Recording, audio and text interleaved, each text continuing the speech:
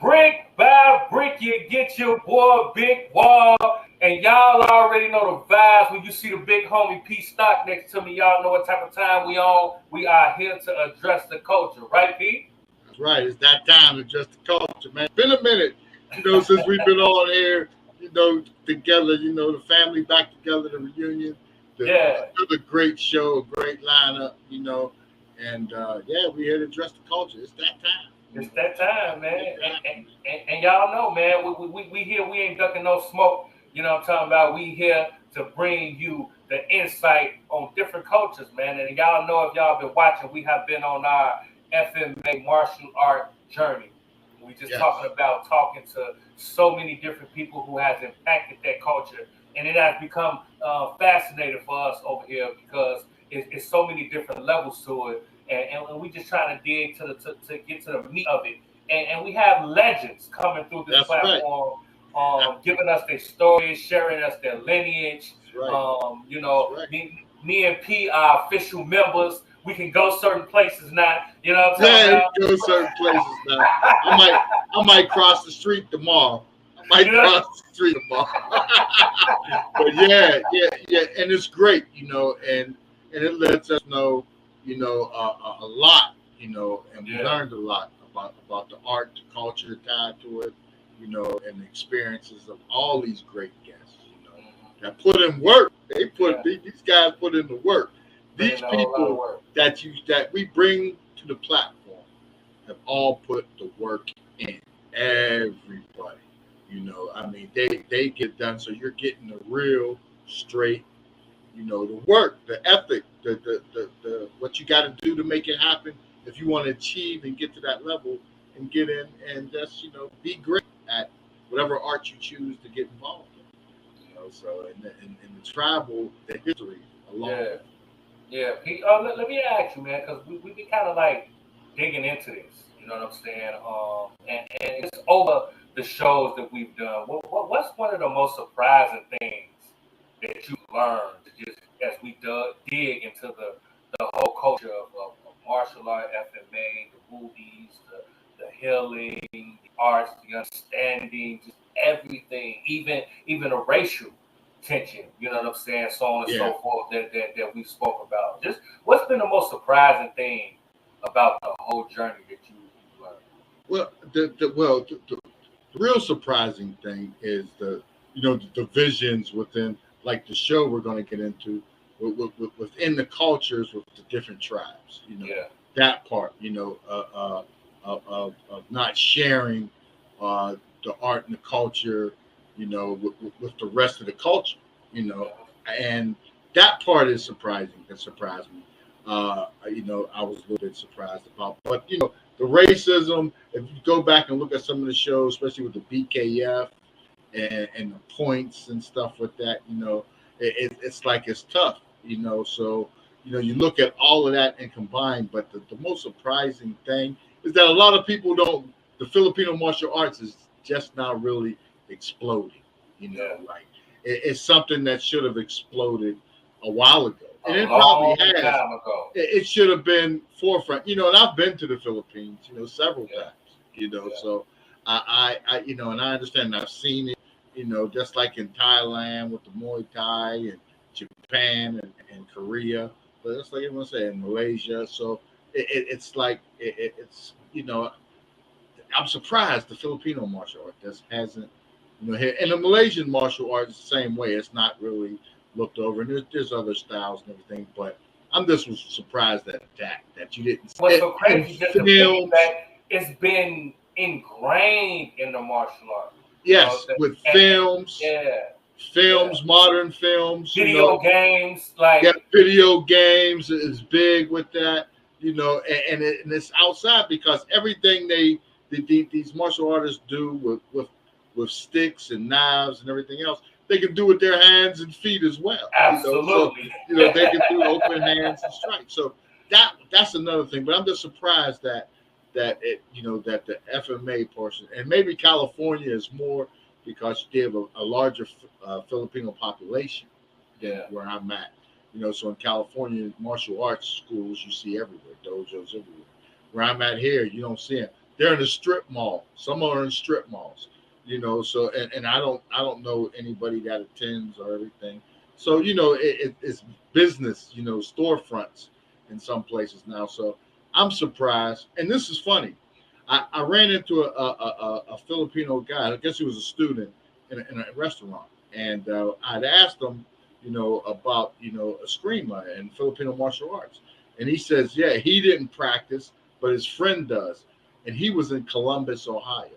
So you know, so that was, you know, Wow. that kind of threw me out. So I gave him the information about the show and where they can find it, and go in and look in. Told him about Brother Darren, you know, and the tap in. You know, and some of the great martial artists that we have that, you know, you can benefit by catching them shows and reach out and tap in with these guys, because, you know, it could help your business, your growth, and your dojo. Yeah.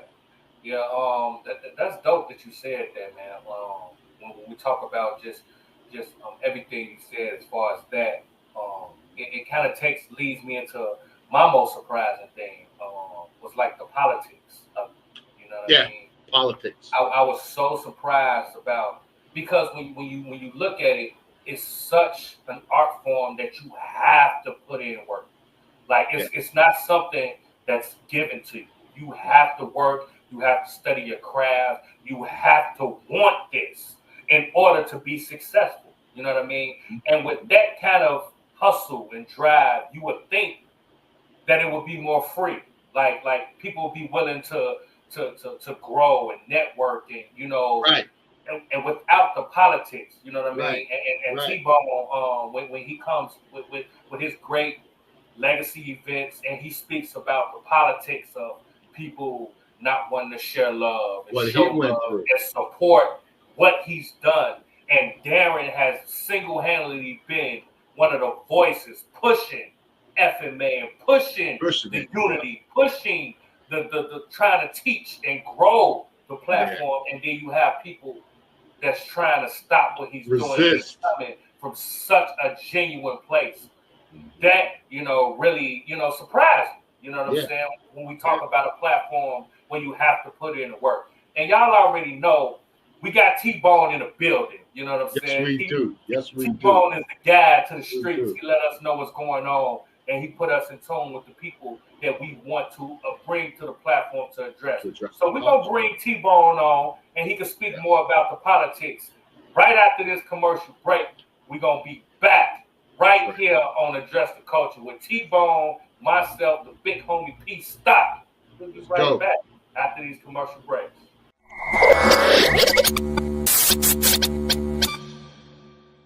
Good. James Bennett, thanks for coming through. Thanks for coming through Address the Culture, man. Thank you for having me. That's one hell of an introduction. I just hope I can live up to the intro.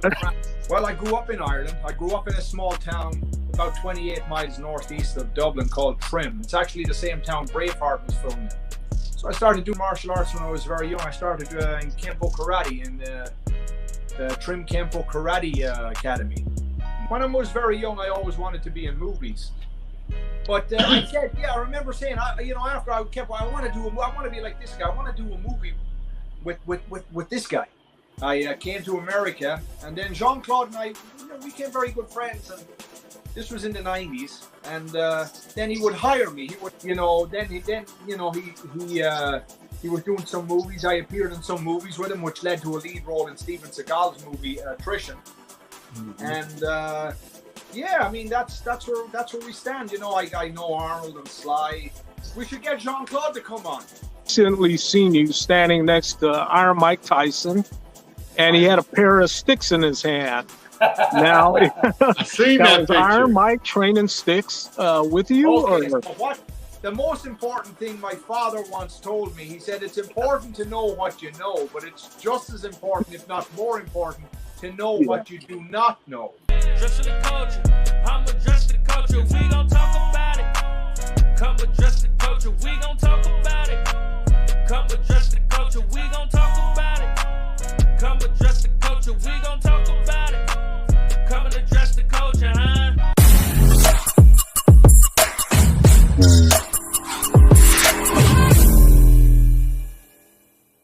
LP, aka London, Paris. Melanin Monroe, like the skin, right?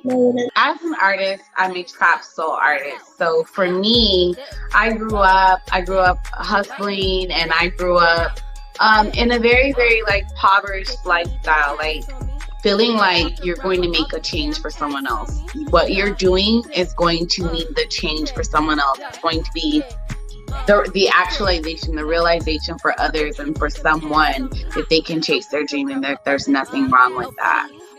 Hey, what's up, y'all? Blonde shit. I just tapped in with London, Paris on My World with London. This is the Address the Culture Network, and I just want to be your favorite blonde.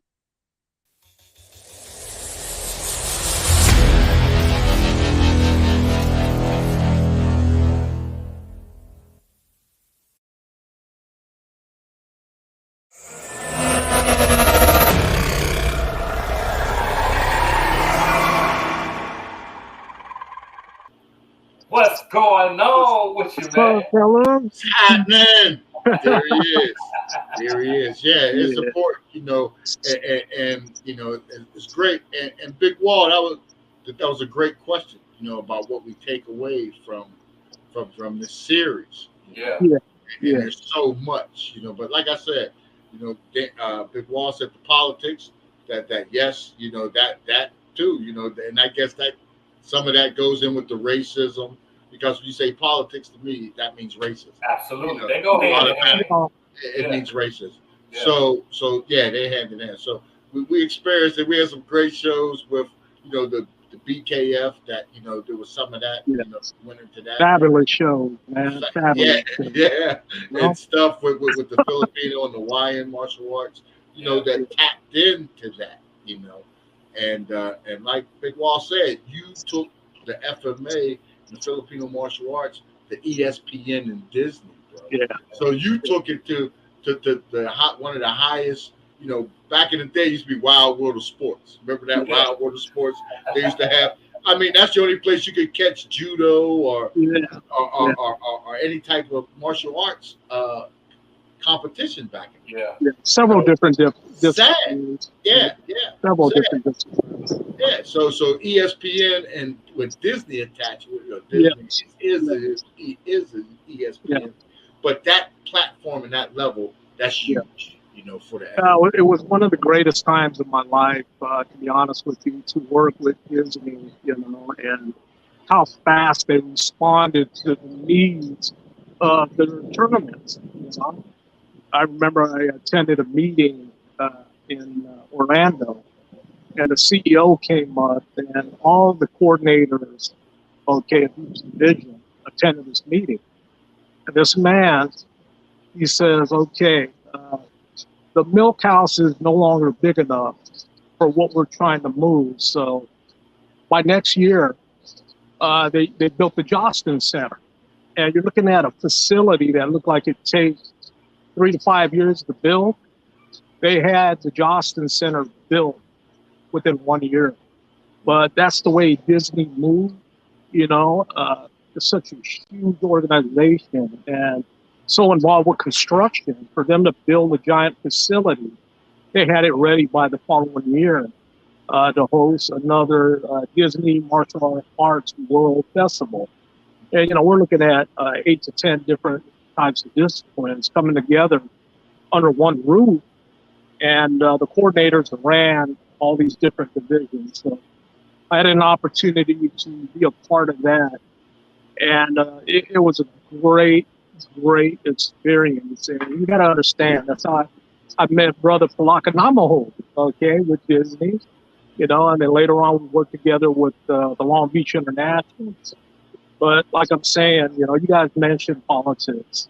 I mean, come on, guys, there's politics in everything. I don't care if you're standing in line in a grocery store. Somebody want to be in front of you, right?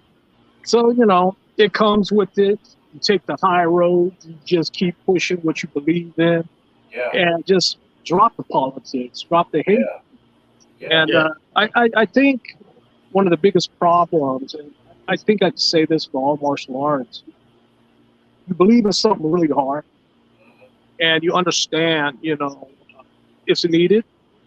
So you put your heart to it and you just do it. but you're always going to have them haters, bro. That's Yeah. a fact.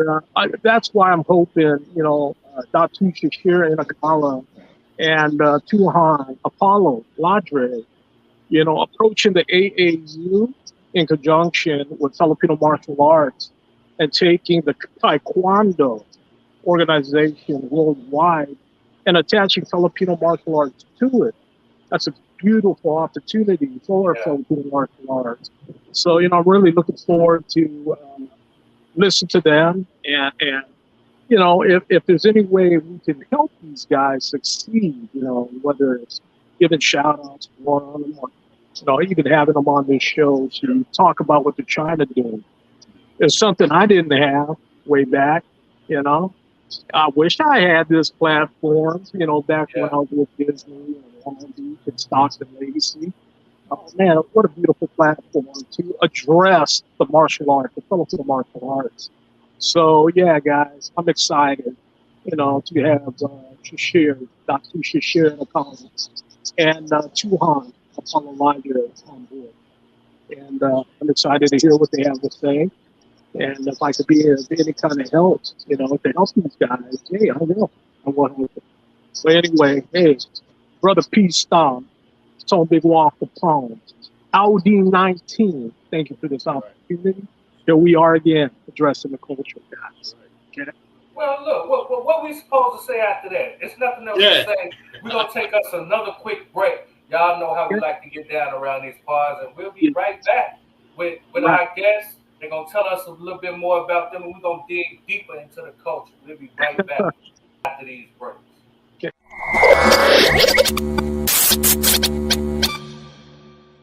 And we always bring forward some of the most iconic martial artists that I have had the honor and privilege to meet.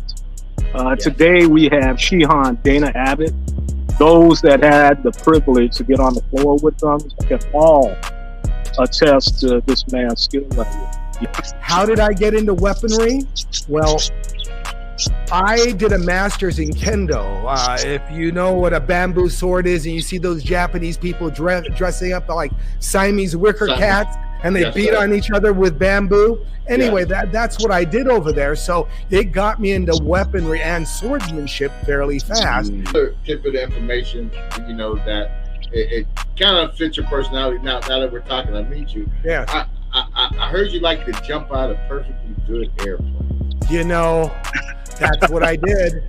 That's what I did. And you know who got me in it? Some girl. The fighting and the training to do the skydiving, and I heard you also jump off of cliffs too. Oh yeah. Hey, base jumping is really nice. Bungee jumping's pretty cool. There's places that we can't do it here.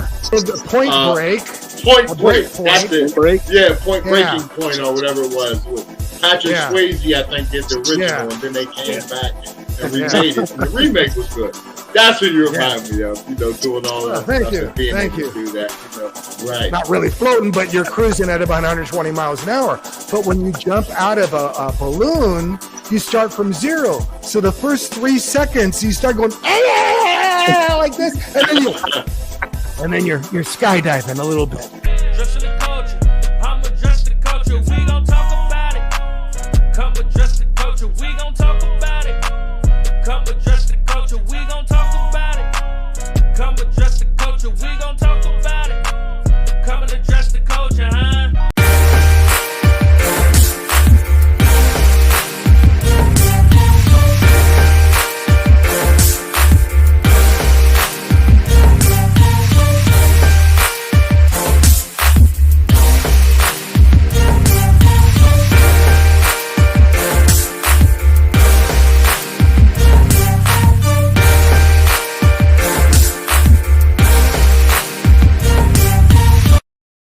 What's going on, y'all? It's your girl, Lady Luck, and I'm here with the homie Big Wall, and you are now tuned in to Address the Culture, where we're addressing everything in the culture. Keep it locked.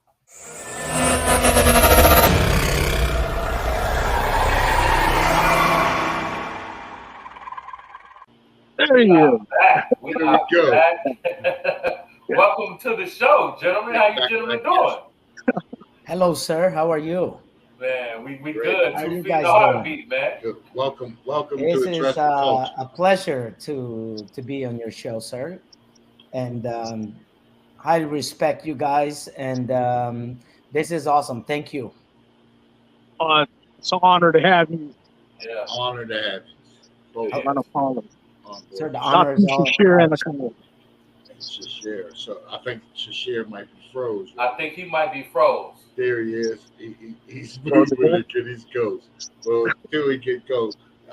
Still, and we used to it. That's how we get down. You know what I'm saying? Yeah. So, Apollo, we're going to go to you. You know what I mean?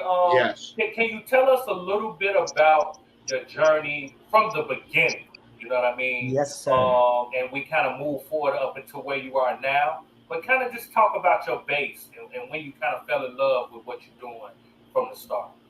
Yes, sir. So I started off in Taekwondo, and basically I was exposed to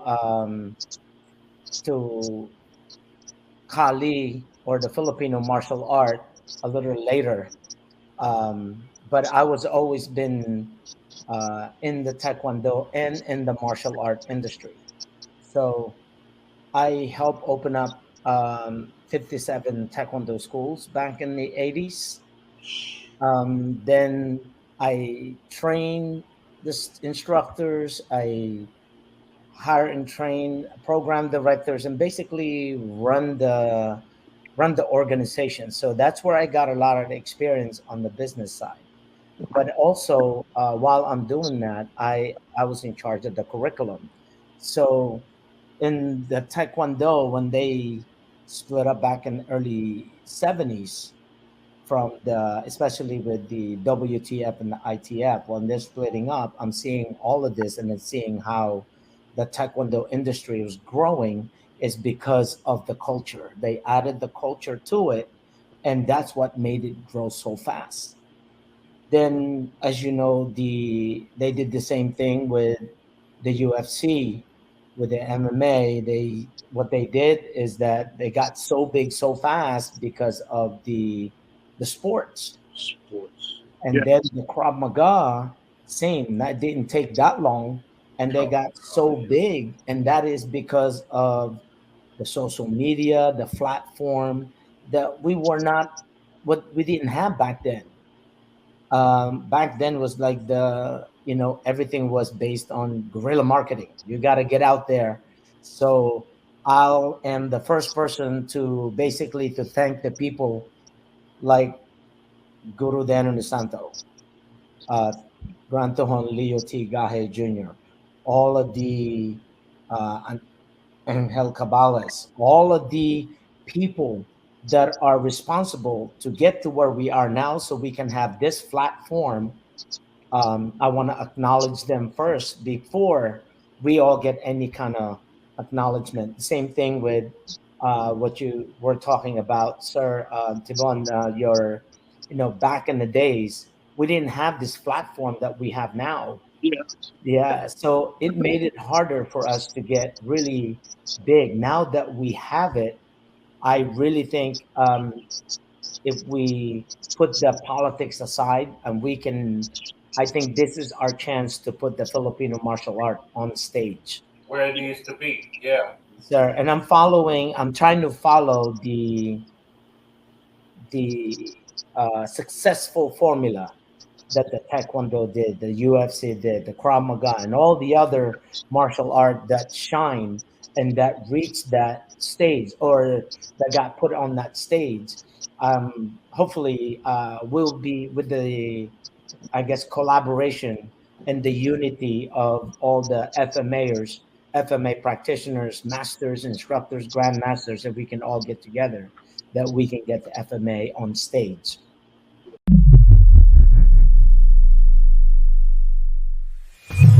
For many people, sports participation gives the individual the opportunity to showcase athletic ability with the thrill of competition.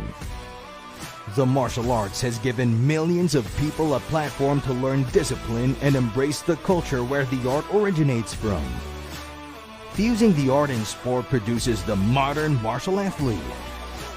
WIKA Sport is the platform to give the age-old form of combat of club and swords and put them in the hands of today's martial athletes in a safe and competitive space for kids and adults. This is WIKA Sport. WIKA Sport is born out of the centuries-old indigenous arts of the Philippines, Eskrima, Kali, and Arnis. These combative arts are weapons-based, usually using rattan sticks and long and short blade tools. The martial athlete who wields these are fast, with categories of point and continuous weapon sparring to display the athlete's speed, timing, accuracy, and power versus an opponent. There are also creative forms categories to demonstrate beauty and expression as an individual or team. This is only the beginning of WIKA.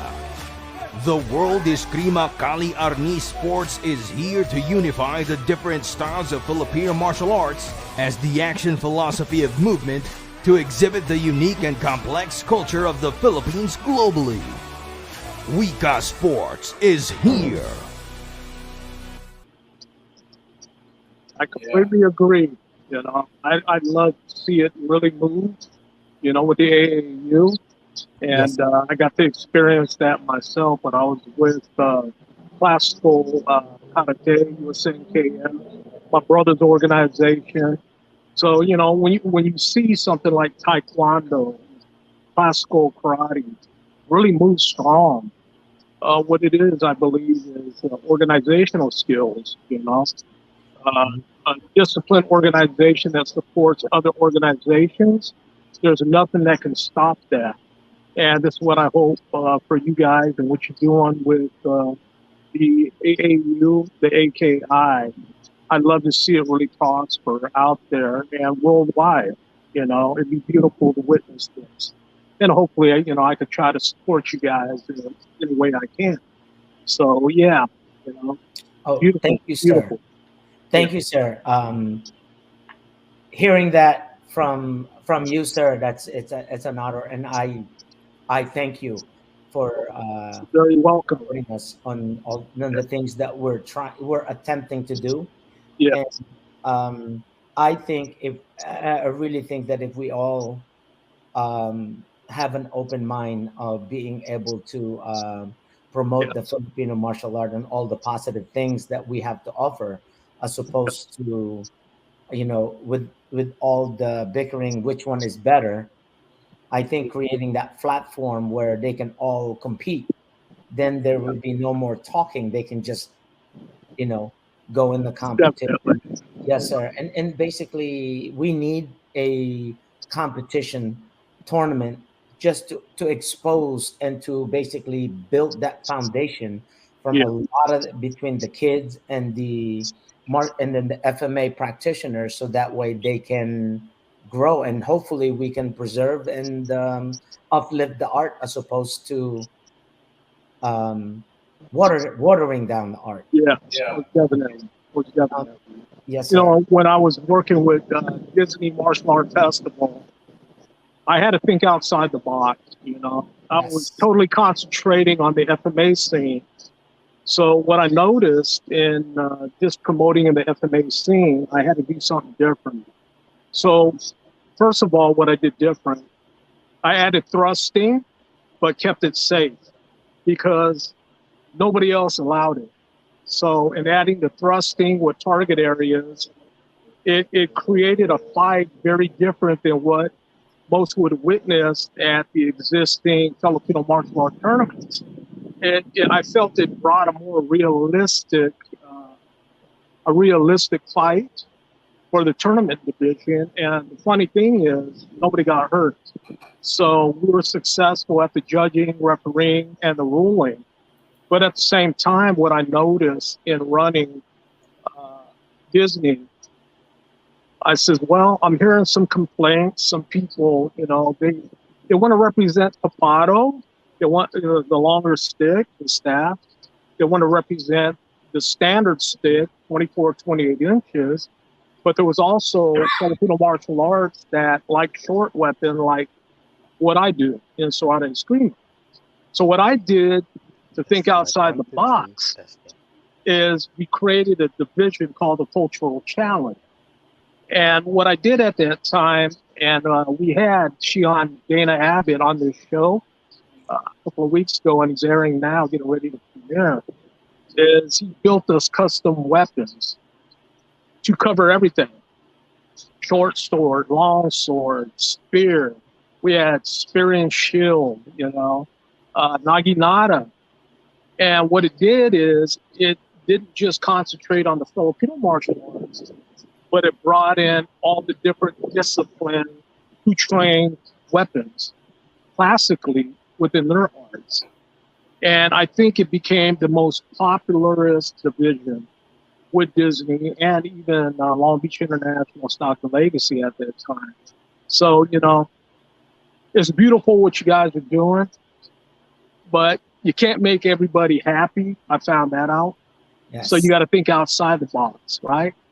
Yes, and it's beautiful to preserve the Filipino martial culture, but to make everybody happy, no complaints, do a cultural challenge that simulates all the weapons of the Philippines, and nobody has an excuse to complain. Yes, sir. So this is just from my experience of what worked for the USFMAF back in those days, from 06 to 2013. And I'd love to see you guys grow in various divisions. That way you don't have no complaints, and offer the various divisions that existed since the NERFIL and the WIKA, So what we did is we try to create that style of fighting in our tournament, and we'd have upwards of 3 to 4 different rings hosting all these different divisions at one time, even more rings. So, looking back at the past, I had a blast doing that. Well, when you're working with an organization like Disney and the Long Beach Internationals, one thing you find out is awards, the different divisions. Can you offer all these various divisions along with SIA and forms or team form or all the open form? It's creating that format to make it successful, but at the same time, make it where people want to come. And in past tournaments, I had to think outside the box to try to generate that kind of support within what I was offering. Yeah. So yes, I'm excited to see, what you guys are doing. I really am, and I'm just trying to share a little bit of what I did back then. Okay. And when we took the Filipino martial arts settings, and we said, okay, we can challenge Japanese kabuto, Chinese spear, everything. That way we get more support for these divisions. That was the best thing I did, during my time running tournaments. So, FMA tournaments, especially here in California, they've been around a long time. A lot of various organizations. And, now throughout the world, it's really happening. So, I commend you guys what you're doing. I hope you guys are a great success. Apollo, I have a question. Yes, sir. In line with what you're trying to do with the AAU, is it in line with kind of like what Darren was saying, with different categories, like different age brackets, or how they do, and yes, sir. different stick lengths? If you're doing Philippine, you might be doing Arnis over here. You might, a Screamer here, Taekwondo here. We have it down in categories, but all categorized under Filipino martial arts. One, and would you like to see it kind of take off and go like UFC and MMA's going now? Oh, yes, sir. So basically, the way I envision this thing with, I think in order for us to preserve the art, and like you mentioned, sir, we have to have that culture. We have to have everyone to be involved or want to be involved with it.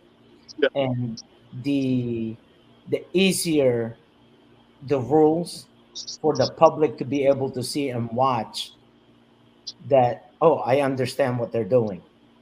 If you can't explain to people in less than 2 minutes on what it's about, it's too complicated. Yes. Right? So the AAU with the padded sticks and up to the Junior Olympics, this is where the kids and all your amateur training, this is where we're going to build the foundation and to basically maintain the art and grow the art from there. I don't think people should just jump in going right into the full contact stick fighting where you can see which is the professional level. Yes. Right? I don't think they should do that until they go through the AAU. So that way the people that will go into the professional or semi-pro or professional level, which is like imagine what's next after UFC. You have to bring that up to the next level. How do you bring up to the next level? Imagine UFC with a stick on their hand. Yeah. With a weapon on their hand. Yeah. But you cannot grapple. You can't let go of the stick and grapple. It will end up to be exactly like UFC. Yeah. You have to keep holding on to the sticks. And now it changes the whole dynamic of the fight. On the weapon. Yes, sir. Now, in order for us to get there, we have to build the amateur up. Look, we're already, for example, there's an organization right now that the stick fighting, there's 8,900 competitors already. I witnessed it, and there's a lot of them that are using my program. So that's why. Let's be clear. Weapons fighting has always been a thing. It's like the we most. Can take it back to the gladiators. Yes, with the swords, spears. It's always been a thing. So that's dope. That's it. It is the most. It is the most exciting to watch. Yeah. And it is a crowd drawer. Absolutely. And besides the kids, there were more adults and women that wants to get involved with it because they're doing the stick fighting, okay, with the padded sticks, and they're getting their cardio and they're getting actually the reality. They experience the reality of what it's like to be hit with a weapon. And also, women don't have to use their hands. Women don't have to use their hands. They can have a weapon to give them more security and know how to use a weapon to defend themselves as a woman. So that I can see why it would generate, connect with women as well. You know what I mean? And I think Grandmaster Tibon have touched that you have to include everything like a culture. So in the past event that we did when I introduced it to AAU, everybody went there for stick fighting. After that, I said, no, besides that, right there on the spot, I told them there is another division.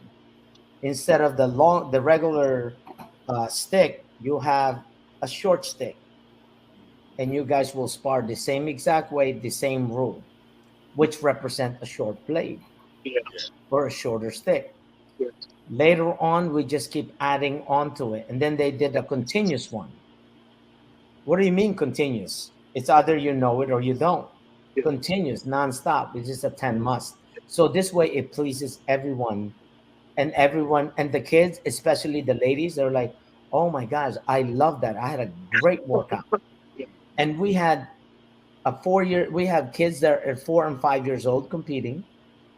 And then we had the oldest one is 72 years old lady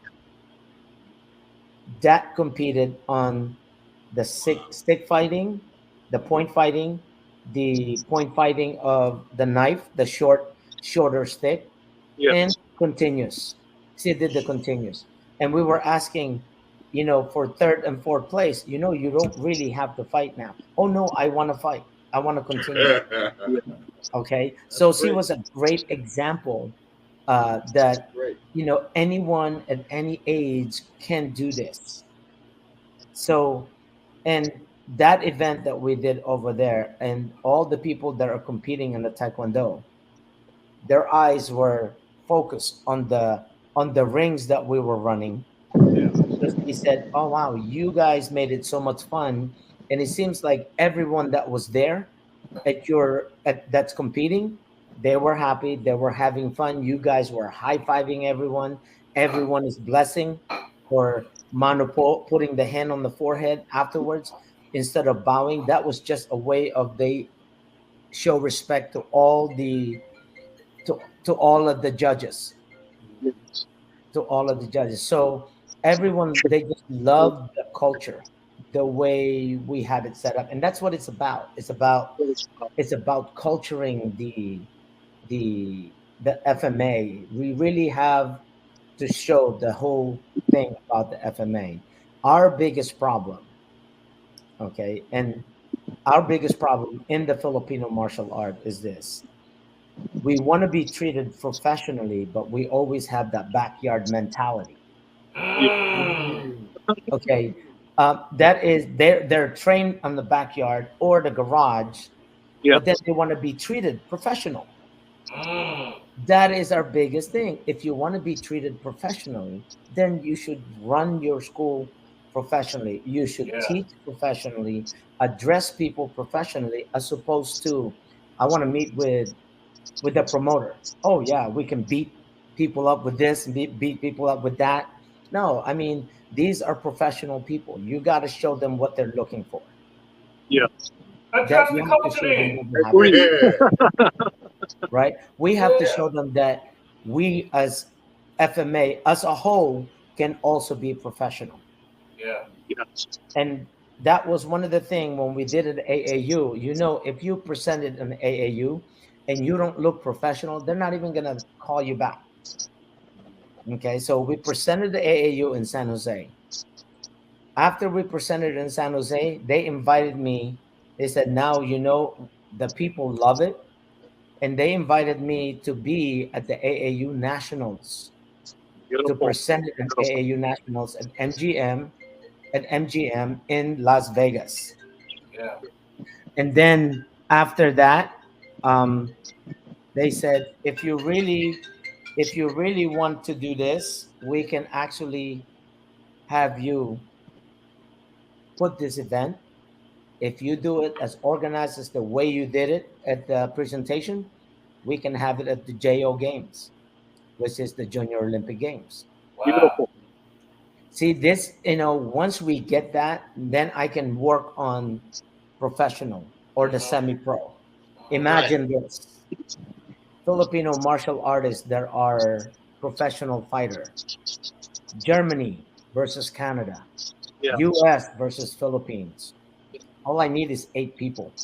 8 fighters. Now we got a professional sport. Now we got people are going, I want to be a fighter. I want to be just like that. But they have to make sure that when they do it, we have to set the rules. It has to be, you have to represent the Filipino martial art, which means, you know, look at, you know, is the charismatic personality, the willingness to give value to other people, as opposed to F this, F that. And, you know, so it's more of, we want you to be what we call bayani. We want you to be the hero for a lot of these kids that can look up to you. A lot of this amateur from the AAU, from the Junior Olympics, that can look up to the professionals, so they can have a dream or a goal of being someone like them that can empower other people.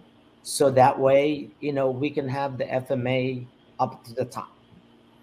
I like that, man. I love the growth, and then not only are you trying to teach it, you're trying to advance.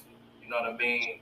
You're a visionary. I love that kind of thinking, man. But over here, you know, in the States, they got in basketball, the college kids are now getting paid. You know what I mean? Yes. And even some high school kids, they're starting to get paid for their abilities.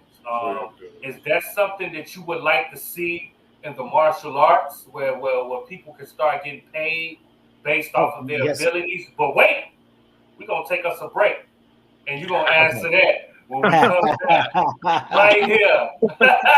All right. For the trusted culture. Yeah.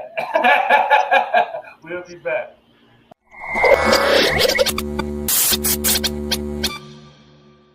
So to have him on the show tonight. Mr. William Christopher Ford in the building. Put on that film in honor of the real Miyagi, Fumiya Demura Sensei. Seeing Sensei Demura get up and receive his award, it was fantastic. And you know, back in the day, I thought, man, anybody who's on a magazine got to be great. You know? So, and you know, as I've discovered over the years, that's kind of true. You know what? Let's train with 52 different badasses and let me get beat up 52 times.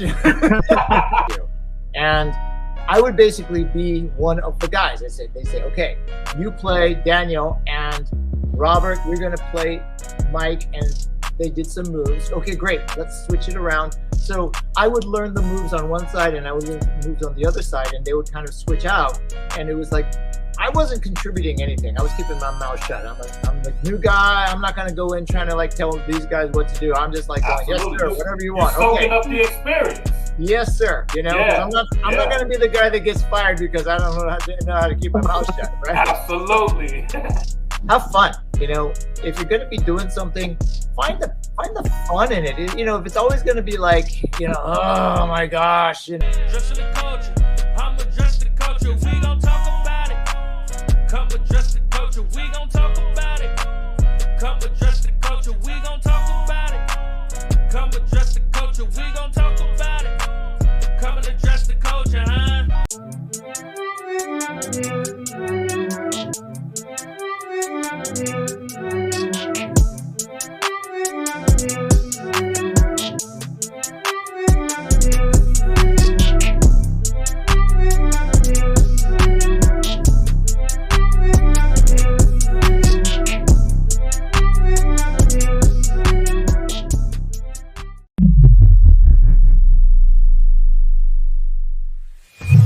For many people, sports participation gives the individual the opportunity to showcase athletic ability with the thrill of competition. The martial arts has given millions of people a platform to learn discipline and embrace the culture where the art originates from. Fusing the art and sport produces the modern martial athlete. WIKA Sport is the platform to give the age-old form of combat of club and swords and put them in the hands of today's martial athletes in a safe and competitive space for kids and adults. This is WIKA Sport. WIKA Sport is born out of the centuries-old indigenous arts of the Philippines, Eskrima, Kali, and Arnis. These combative arts are weapons-based, usually using rattan sticks and long and short blade tools. The martial athlete who wields these are fast, with categories of point and continuous weapon sparring to display the athlete's speed, timing, accuracy, and power versus an opponent. There are also creative forms categories to demonstrate beauty and expression as an individual or team. This is only the beginning of WIKA. The World Eskrima Kali Arnis Sports is here to unify the different styles of Filipino martial arts as the action philosophy of movement to exhibit the unique and complex culture of the Philippines globally. WIKA Sports is here.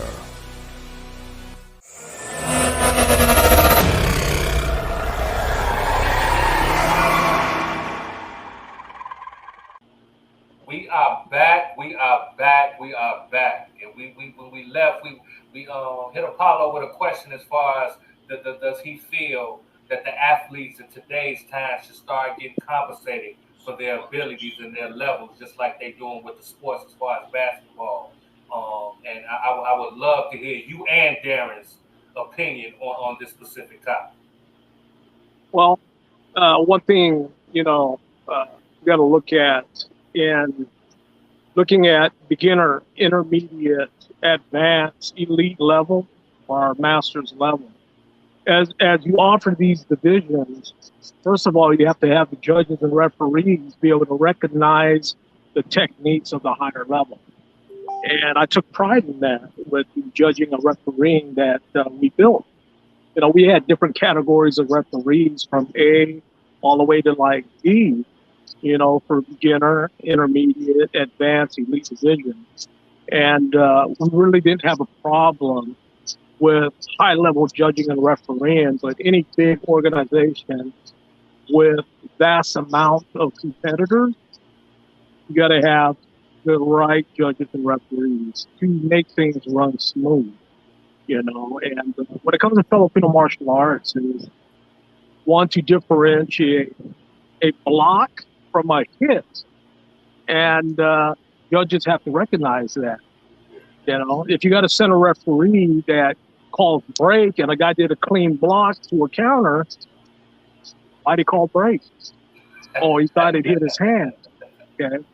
So what I found out when it came to point fighting, and this is just from my experience, live stick points was probably one of the best divisions, and I'll tell you why. You could hear it. You could hear the block, you could hear the hit. Yes. So, you know, I believe Tuhan Apolo can, you know, he understands what I'm saying when it comes to that. Yes, sir, I do. Okay, Yes, sir. padded weapon, center can call a break thinking maybe the live hand got hit. So you're always going to have those problems of center referees calling a break off a block or actual hit. So, you know, when it comes to any weapon fighting, it's having the judges that can recognize the difference between a solid uncontested hit or a block and a counter. And I have some really good judges, you know, with Disney and Long Beach that can differentiate. And one more other thing is how a ring is set up. Our rings were 4 corners, 1 center referee. The center referee will call the break to initiate the point in, let's say, point fighting. But all we needed was 3, okay, out of the 5 to call a point, whether it's red or blue. And by running that format, it was easy because, first of all, the center referee, he's got the best seat in the house. If he's a man that calls break, he's a man that's seen something happen to call a break. And a lot of organizations do not let their center referees make a call. I don't get it. So that's the way I rolled with it. Center referee was a call. 4 corner judges could all call. And when they called, okay, the center would say break. Judges, everybody looked down, call red or blue. That way an arbitrator can watch. If you have 3 guys going one way and 2 guys going the other, 1 guy going the other, I used to eject those guys going the opposite direction. And that was the arbitrator's job to analyze a ring while fights were going in action. But that's how stingent I ran my organization. Hey, man, that guy over there in the corner, he keeps going the opposite way of the other 3, 4 guys. Right, Yeah, right. I see it. Hey, come here. You're out. Boom, bring in another guy. And that's what we do. Well, let me ask you, why would you get rid of him if he's calling it that way? Because you got 5 guys making a call, all looking down. Nobody's influencing each other. They're looking But I'm down. saying, but like, if he watched it and he saw it that way, and then at the end, okay, everybody looked down and if that's how he saw it, Something else. why are you getting rid of him if that's how he saw it? I'm just curious. Well, he has a problem. First of all, he's not seeing what the other 4 are seeing. Okay. He's not seeing it. What you saying? His vision? Yeah. Carrots? Okay. Yes. Now here's another difference. So you doubt, What about position? Yeah. So you doubting his ability, like he's Yeah. missing. If Yeah. the majority is going in one way, usually that's Yeah. correct. Okay. But here's something else I added. You go to a lot of tournaments, FMA tournaments, everybody's sitting in a chair in the corner. I made all 4 corner judges rovers, move with the fight. That way we can all have a good view of it. Yeah, and that's nobody's what saying, oh, his back was to me, I couldn't see it. all my 4 judges to move with the fight. Move with the to fight. get a clean view. Yeah. So you got a center referee to call break on a good uncontested strike or a good block and a counter. He calls break. Judges call, boom, red or blue. That can be supervised by our arbitrator if he sees one guy going the opposite way at 90% of a call. You ain't made for a corner. Go ahead and go to beginner level. Now, Yes, sir. You understand? Yes. Oh, yes, sir. I totally Yeah. understand. And I used to be a promoter of the open circuit. Yeah. And our biggest problem was the judging, because very important. You never know who's going to judge, because whoever shows up, those are the people you grab to judge. Yeah. So I learned, and I did it for 26 years. Yes. Yeah. So I used to own the Maryland Open. And this is why we create categories of even judging. Yeah. A, B, C, D. Yes, sir. So the way to resolve that, the way I envision it now, no one can judge. It doesn't matter what rank they are.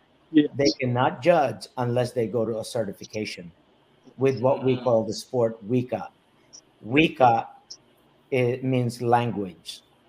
The league that we have is called WIKA Sports. WIKA stands for WIKA. Will stand for World Eskrima Kali Arnis. It's everybody. It's a World Eskrima Kali Arnis sports. And in order for anyone to be able to judge and to go in the middle of the ring to judge or center referee, they have to get certified as a referee. Yeah.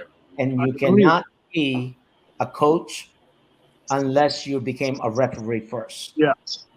Because otherwise, why would you be a coach? You cannot explain the details of what's involved on what the referee is looking for to your competitors if you've never been a referee.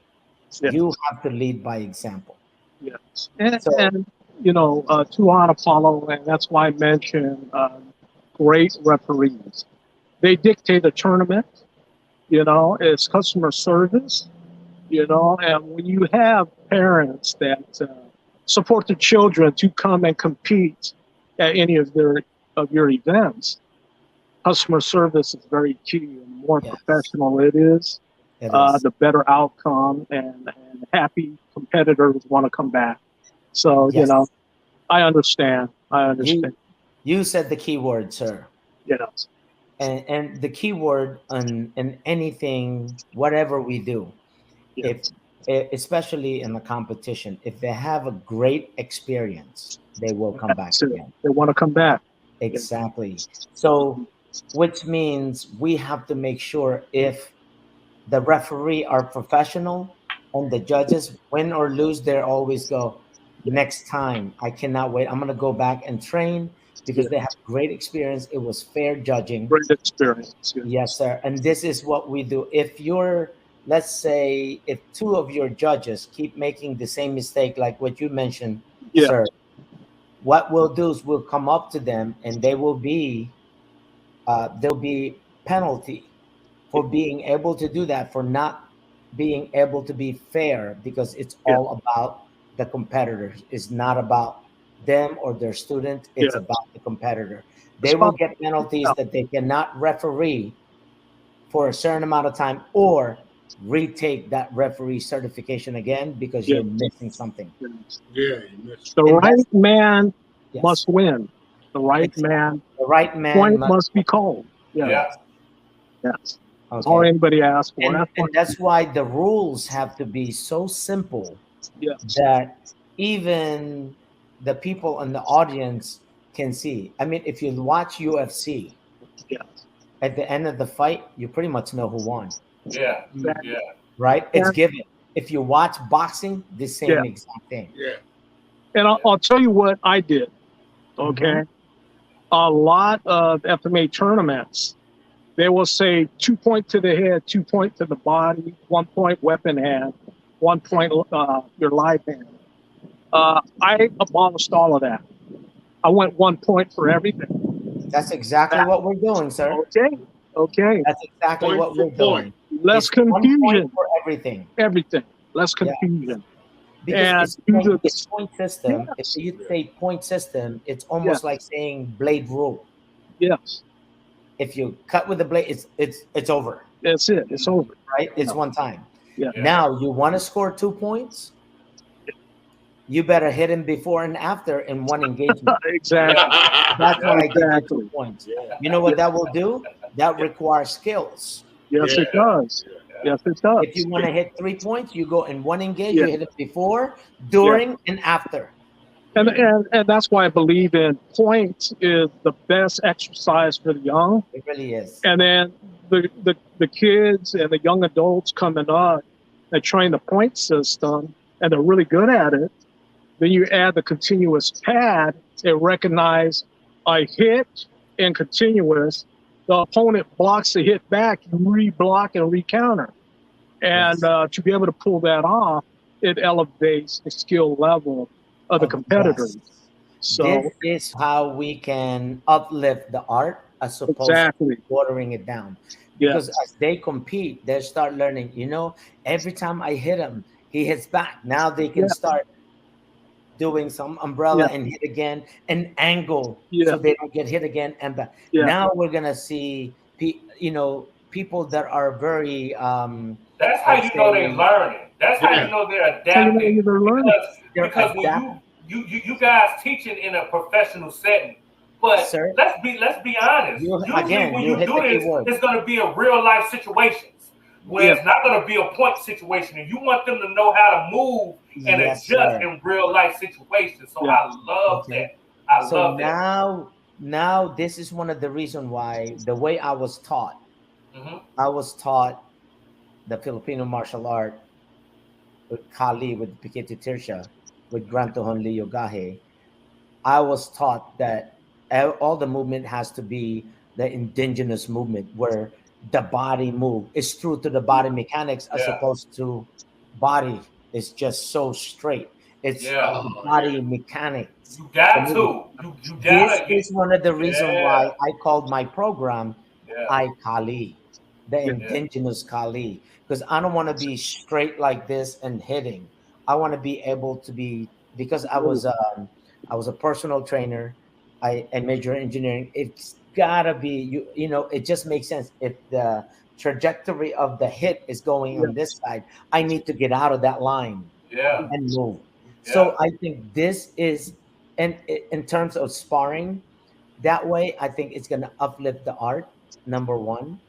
And two, if people are kept doing the same thing over and over, they're gonna start being creative. Once they become creative, guess what's next? They're gonna start innovating. This is how we uplift the art. And to uplift the art, it has to start with us instructors.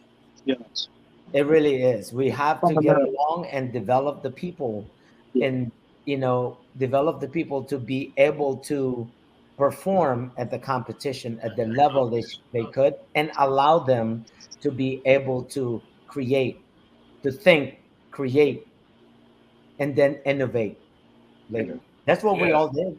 And that makes a lot of sense, going forward, especially moving up to that professional, because once that hits the TVs and the screens, and people can see people fighting, stick fighting, then people are going to flock to want to learn. That's going to increase that. So I agree with you that the instructors and the teachers have to be prepared for that, and then maintain that new growth of students to move into that professional AAU, that Junior Olympics lane, to get them to move forward. And I'm excited about it. I think it's going to happen. I actually just put out today, this afternoon, the promotional video of the WIKA. And the video will talk about what we're doing. And it's a little bit over a minute video. I wish I wish I could share it with you guys, and we can show it here so that way you can see what we did. Send it over. Beautiful. Send it over. So Yes, sir. Yes, sir. And we can. It's actually it's on my Facebook page. Okay. I don't know if we can share or Yeah. I don't know this platform we can share so we can watch it so you can see how organized it was. Even from the video, you get to see the kids, and it's got fun written all over it. It's got fun written all of it and educational. Well, look, this is what we finna do. Look, we finna play it right now. We finna play it right now. You know what I'm saying? It's gonna take us a little break, and we finna play it right now. Yes, sir. We're gonna come back right after this, and you're gonna tell us what you're talking about. We're finna play it right now. You're would you be able to share it, sir? Yeah, we finna play it right now. Okay, awesome. And we'll be right back. All right. All right. Thank you, sir.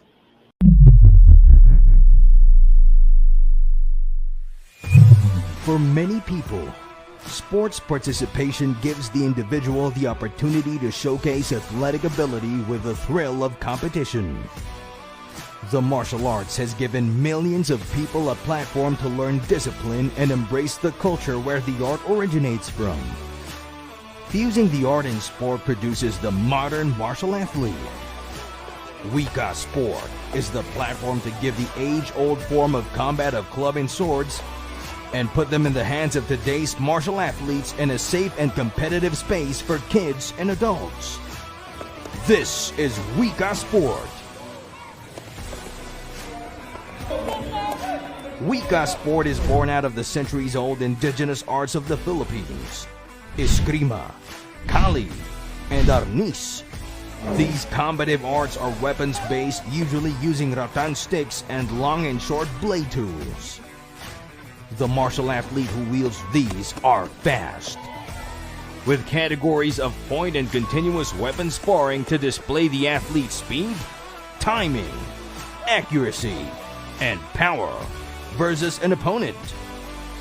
There are also creative forms categories to demonstrate beauty and expression as an individual or team. This is only the beginning of WIKA. The World Eskrima Kali Arnis Sports is here to unify the different styles of Filipino martial arts as the action philosophy of movement to exhibit the unique and complex culture of the Philippines globally. WIKA Sports is here. Now, that was an amazing video. Now, tell us a little bit more about it and what made you want to do that.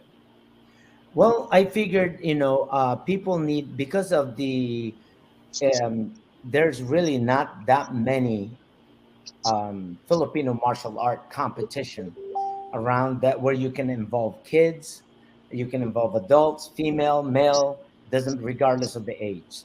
So we created this video that would basically explain what we're trying to do as far as the WIKA League is concerned. The video will talk about how we're getting the traditional training of the long sword and short fighting, which is what we're talking about on the culture, and using it as a padded stick so people can have fun and learn the technique and be able to develop and create and learn to innovate later. And basically having a platform like this will help us put the Filipino martial art on stage when people understand that, wow, this is what they're doing. This is something that I would like my kid, besides swinging sticks and back, there's a life skills involved. Yes. We're actually learning the move. Most definitely. The practicality of the move. You see it from all of the, so you're going to see everything about the Filipino martial art and its culture. And the rich culture of the Filipino martial art, you will see it there. So in the Philippines, and that makes it unique because in the Philippines, we don't bow. Our way of showing respect is by blessing, by putting the hand on the forehead. And when we do show respect, it comes from the heart.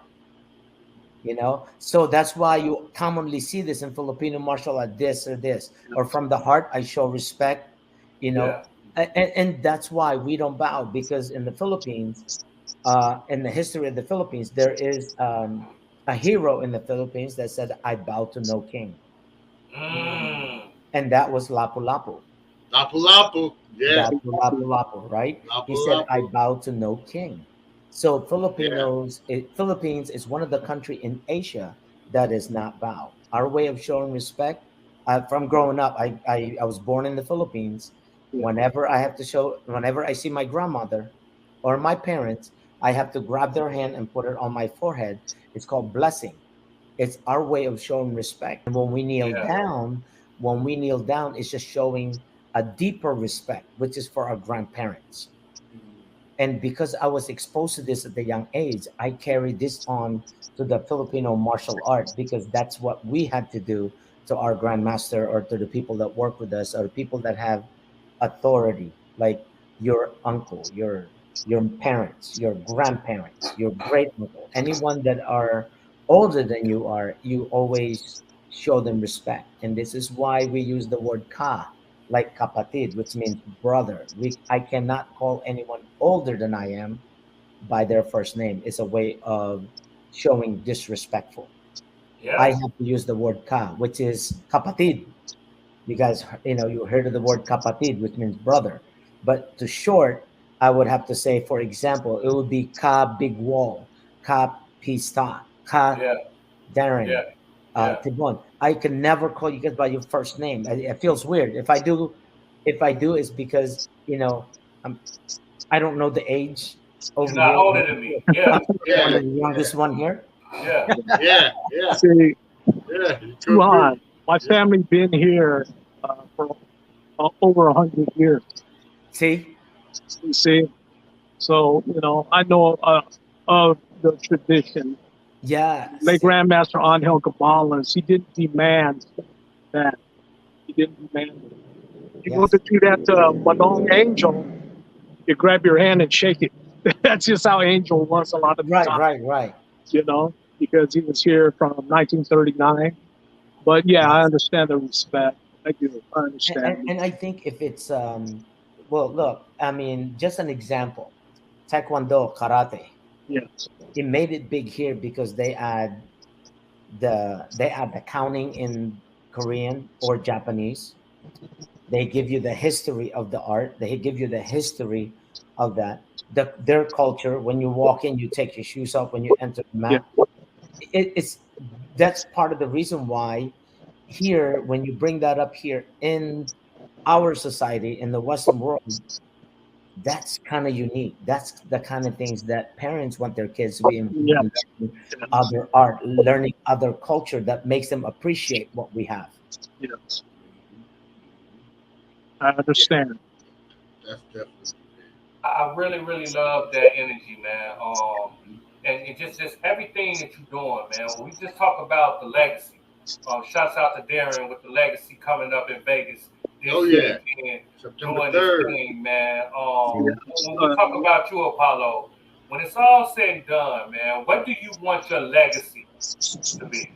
Sir, our legacy is to our kids, to the future of the FMA. I am so heavily into it, not because for my this is why I don't get involved in the politics. It's because not for any kind of personal gain. It's for me to be, for my son. I have a 9-year-old son that's very much into this. And also the rest of the students that are training with me that are kids, for them to have some, to lead by example, so I can show them there is a future in the Filipino martial art. There is a way where you can be as respected like any kind of professional. And I want to basically share that with them. I have never done any work besides being a martial artist.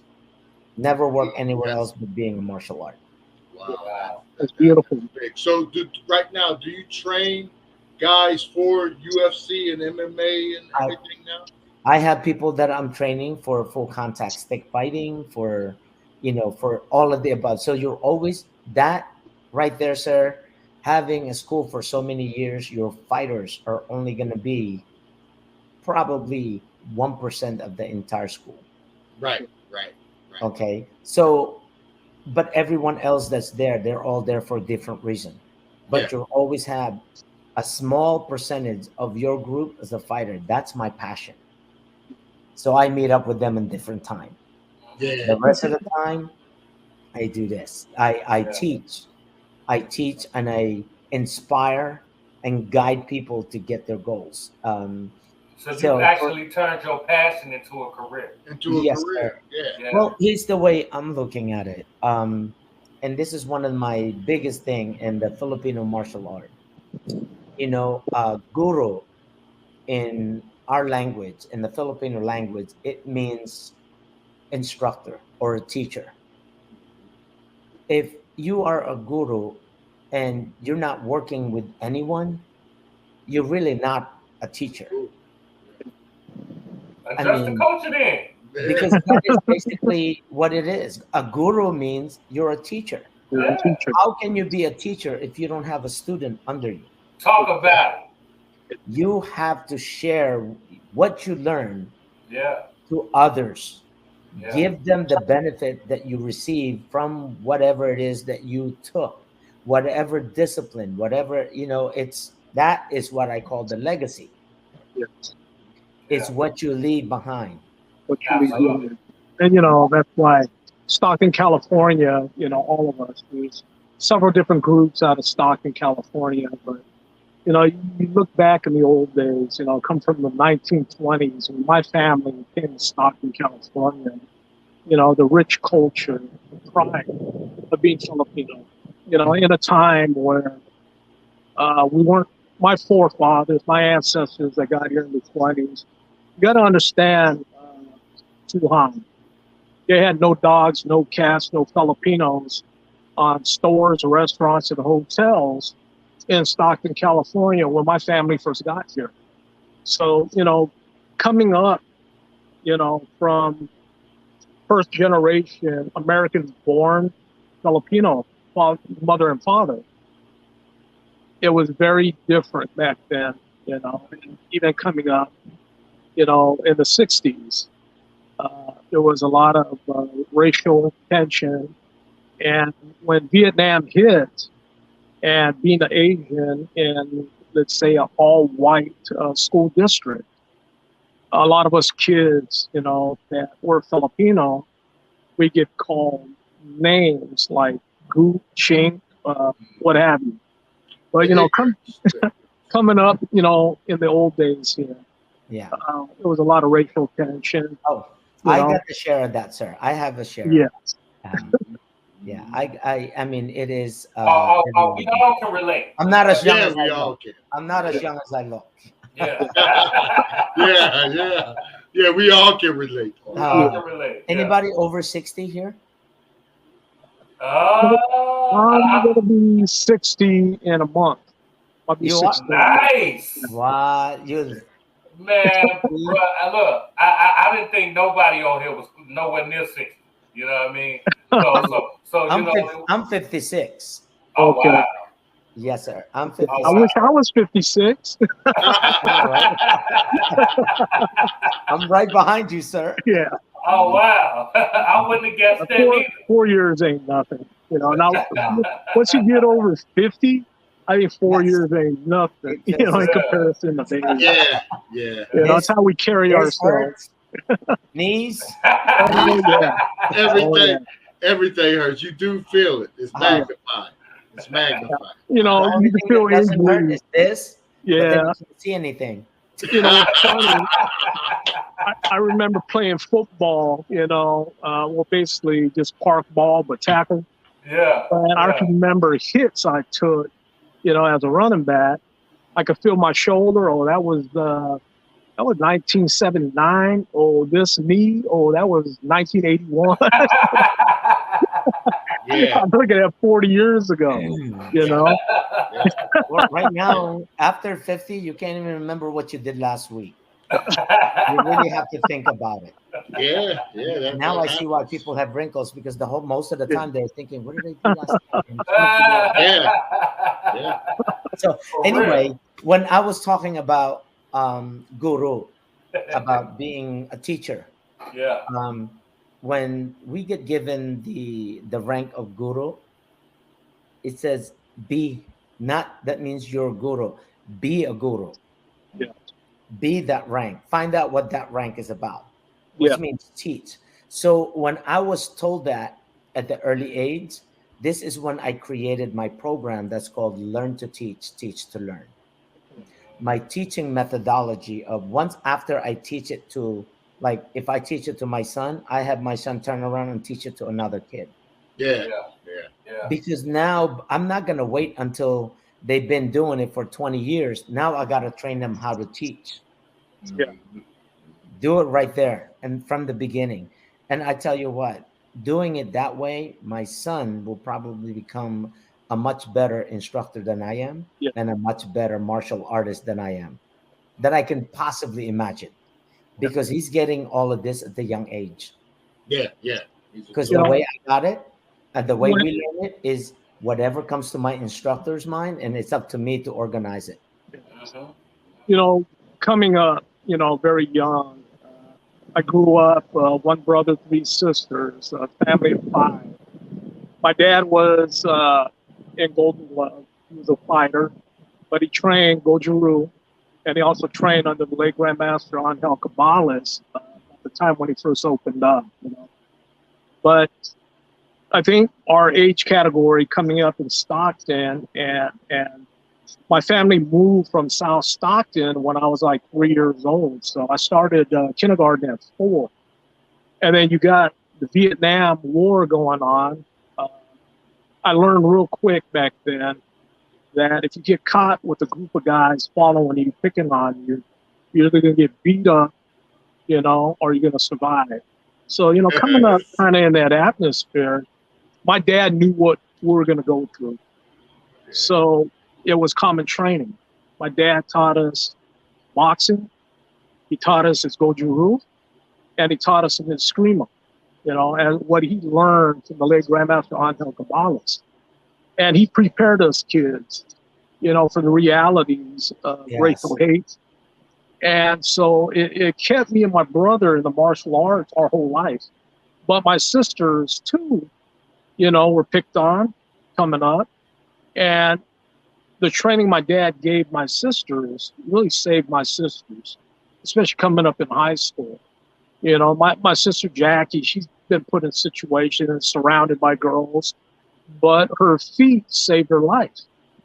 And my dad used to say when we were young, if you think you're going to be jumped, you're being picked on, you take the biggest one and you knock them out. Yeah. So coming up as a child, that's what we were taught to do. Yes. If you want to survive, or take a beat down. But the martial arts has been a part of my whole life since I was a little kid. And I'm fortunate to be able to still be teaching it, you know. But I think a lot of it has to do where you grow up. Yes. What kind of neighborhood you grow up in, or what kind of school you go to. If it's filled with hatred, Sir, you know. I can relate. I can relate, sir. Yeah.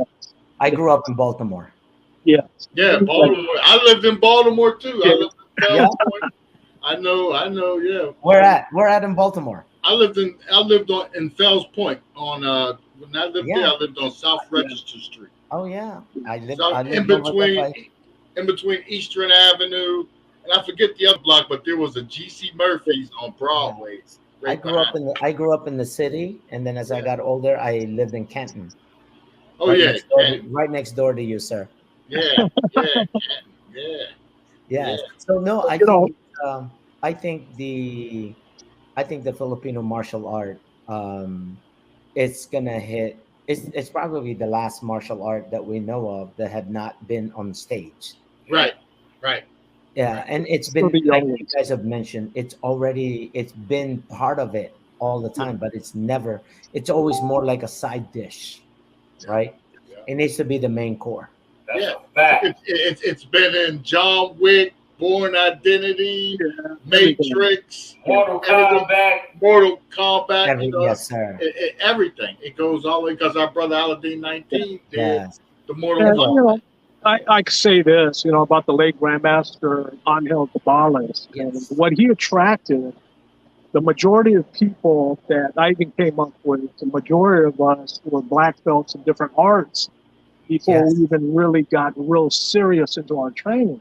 So Mhm. we all had different experiences, boxing behind us, karate, me, Goju-Ryu, and then Eskrima. But at 18, 19 years old, my dad looked at me and my brother while we were training Goju-Ryu, and he asked us, can one of you please stay with our family traditions of Eskrima? And I made that choice. That's awesome. To stay. And my brother's still, teaching Goju-Ryu today, but I was involved with Goju-Ryu up to mid-20s, like 21, 22. But my heart really found Serrata Eskrima about 1980. So, I just stayed with it. Yes, sir. And I made it a part of my life. I think it's And that's to important. hold on to our family tradition, Eskrima. And that's what I did. I have to say, I'm glad you made that choice. It was a great decision. Great, yes, sir. You're a great role model for all the others.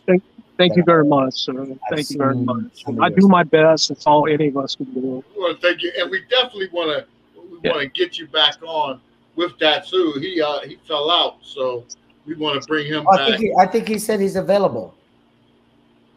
Is he? Yes. How come he didn't come back in? He could have. No.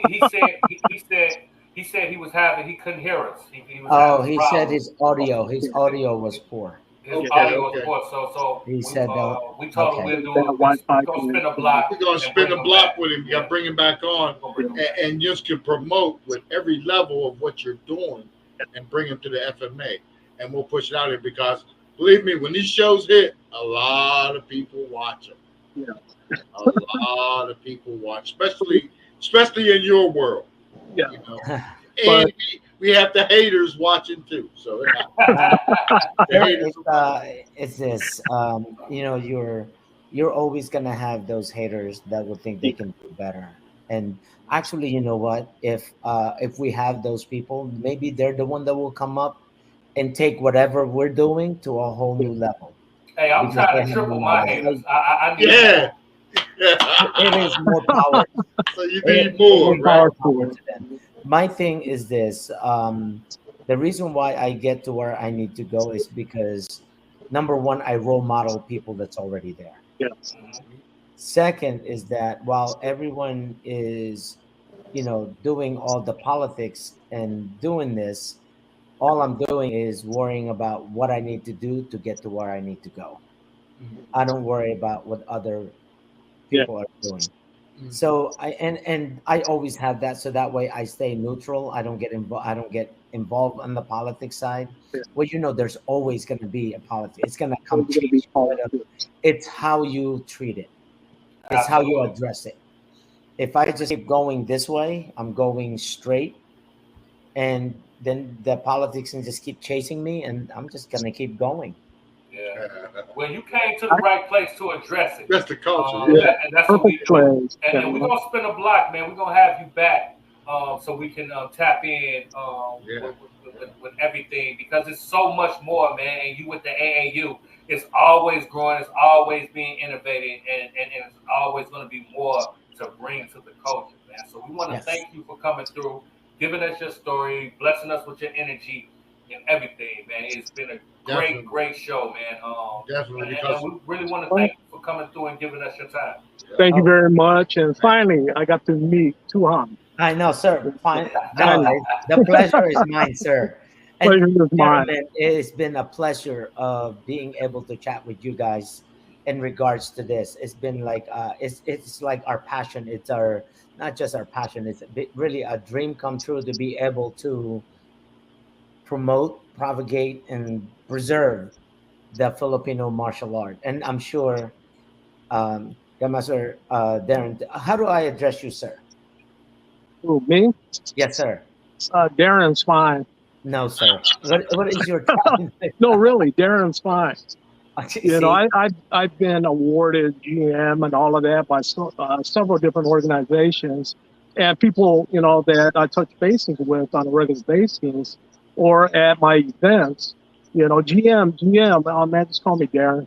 That's good enough for me. Look, when I came in, when I came in, I didn't even know what you guys have, and I just like to be addressed Apollo. It's it's just more relax. Yeah, relax to address the title in the culture. front. Now I gotta act like it. No. You address the culture because when people see it and they see that you're relaxed and they see you're cool, they know you're confident. They believe and trust in you. Well, we call them T-Bone on this platform. Yeah, I was just going to say that. Everybody calls me T-Bone since I was a kid. I call my T-Bone. My coaches, everybody, hey, T-Bone. They call my son that. They even call my daughter that. My daughter even just, hey, T-Bone. I know. It's Big Wall. You got Pstock. Now we got T-Bone. I think I'm going to go in as Creed next time. All right, man. We're all around that age. We can relate. What's my name? My name will be Creed. Creed. That's it. It's such a pleasure meeting you guys. And I had no idea what to expect. I had no idea, but you guys made it so much fun and made it relaxing. And you're like, now I found the new brothers.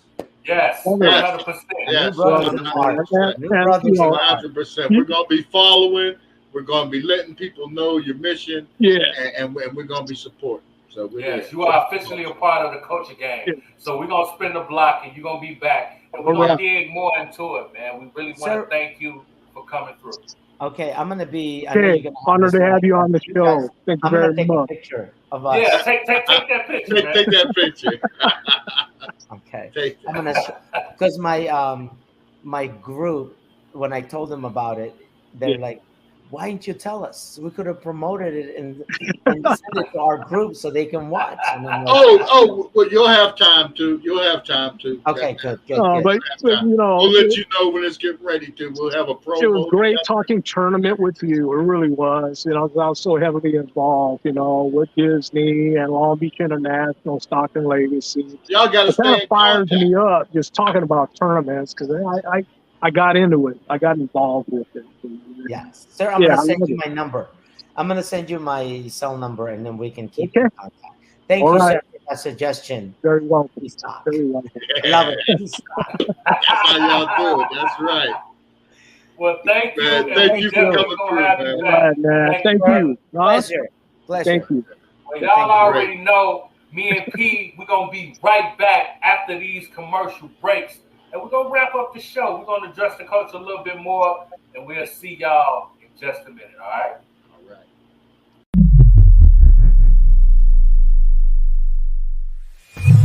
For many people, sports participation gives the individual the opportunity to showcase athletic ability with the thrill of competition. The martial arts has given millions of people a platform to learn discipline and embrace the culture where the art originates from. Fusing the art and sport produces the modern martial athlete. WIKA Sport is the platform to give the age-old form of combat of club and swords and put them in the hands of today's martial athletes in a safe and competitive space for kids and adults. This is WIKA Sport. WIKA Sport is born out of the centuries-old indigenous arts of the Philippines, Eskrima, Kali, and Arnis.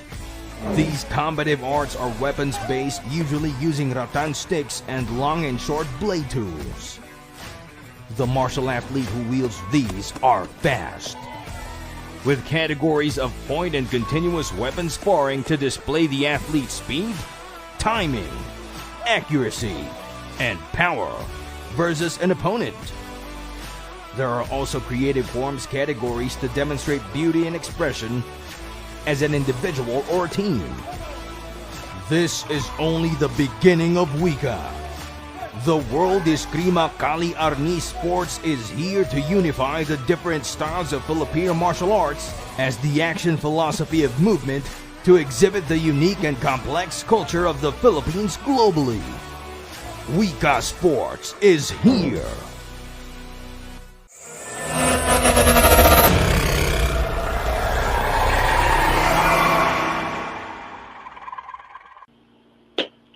show. Great Another show. great show. Another great one. Come on, You know? man. That's what we do, man. It was so dope, man, to hear the story of how he started it and moving into the AAU and talking about the politics and everything that has affected this culture in such a positive way. And despite everything, they continue to move it, continue to grow it.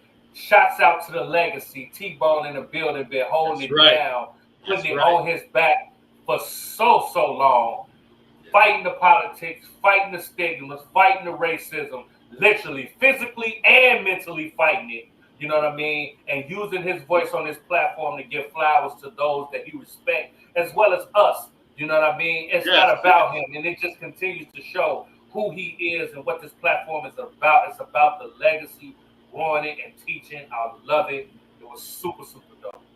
Yeah, it was, and that's all. You know, Darren. You know, great teacher. You know, you can tell Darren's easy as far as meeting people and greeting people, and then incorporating. So that was a great show.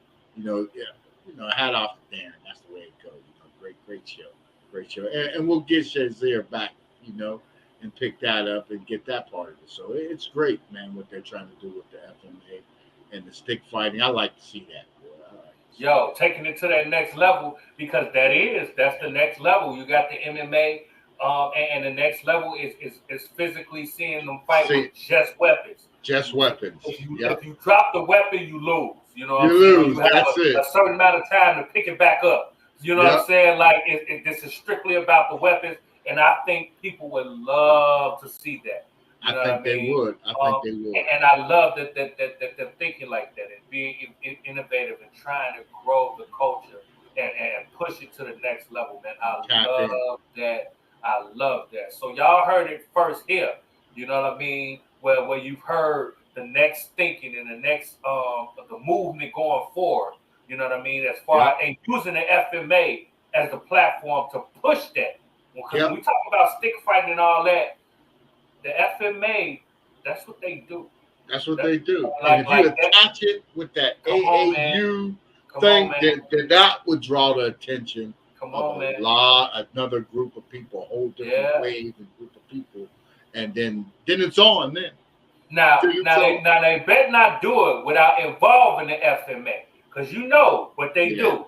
They try to take ideas and try to run with them. And run with it. And we not having that. You know what I mean? You're gonna make sure it's understood where it came from and where it stemmed from, and you seen it here on this platform. And we're gonna be the voice for it. So that'll be dope. Utilizing the FMA to push that. Not take it away from them, but using the FMA and incorporating that in the growth. You know what I mean? So all the FM tribes step up, you know, and step forward. You know, this ain't a time to be divided. It's a time to come together. Absolutely. You know, and make it happen. And let's take the FMA to the next level. Absolutely. In this millennium. Absolutely. So y'all already know the vibes, man. Like, comment, subscribe, join the culture game. Hit me or P. We ain't ducking no smoke. Let us know how you feel. Let us know about the comments. If you have any comments, some people you might want to see us interview, some questions you might have for T-Bone or any of the guests that we didn't have on this show, let us know. And you know, we might bring you on the show to ask it yourself. You know what I'm saying? Because we ain't ducking none of that smoke. So you already know the vibes. Until next week, I'm your boy, Big Wall. Your man, Pstock, y'all. Peace. And this is Address the Culture. And like I always say, your culture makes you who you are. So make sure they respect it. We're going to catch you on the next episode. Y'all out of here.